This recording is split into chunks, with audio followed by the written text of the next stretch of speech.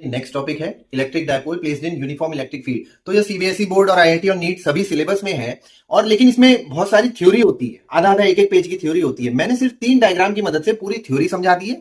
और पहली बात तो आपको थ्योरी पढ़ने की जरूरत नहीं पड़ेगी अगर आपने ये डायग्राम समझ लिए, और अगर थ्योरी पढ़ोगे भी तो एक बार में ही समझ में आ जाएगी क्या चीज है। अगर डायपोल को इलेक्ट्रिक फील्ड में रख दिया, अब जैसे ये पहला वाला डायग्राम देखो, ये डायग्राम यहां से यहां तक है बस, कि इलेक्ट्रिक फील्ड मैंने मार्क कर दिया याद करने के लिए, पॉजिटिव से नेगेटिव होती है। मान लो डायपोल ऐसे रखा हुआ है कि नेगेटिव माइनस क्यू इस तरफ है, प्लस की तरफ, और प्लस क्यू माइनस की तरफ है, लेंथ वही 2l।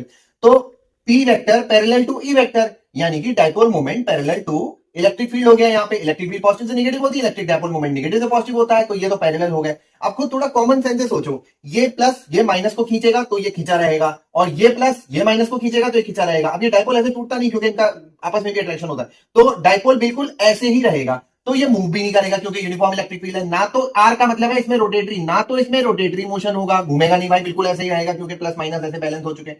ना ही इसमें ट्रांसलेटरी मोशन होगा कि ये आगे या पीछे भागे, क्योंकि यूनिफॉर्म इलेक्ट्रिक फील्ड है, इलेक्ट्रिक फील्ड बिल्कुल एक सी है। और ये स्टेबल इक्विलिब्रियम में रहेगा कि अगर आप इसे ऐसे हिलाओगे, ऐसे कर दोगे, मेरा हाथ देखो, तो भी ये वापस इसी पोजीशन में आ जाएगा। अगला केस होता है, मान लो इसे इस एंगल पे रख दिया, एक्यूट एंगल पे, theta between P and E is acute, तो होगा क्या, ये इलेक्ट्रिक फील्ड है, ये पॉजिटिव है, ये नेगेटिव है, तो ये वाला जो प्लस है ये इस तरफ को अट्रैक्ट होने लगेगा। जस्ट अभी समझाने के लिए कह रहा हूं, टॉर्क आगे वाली वीडियो में निकालेंगे।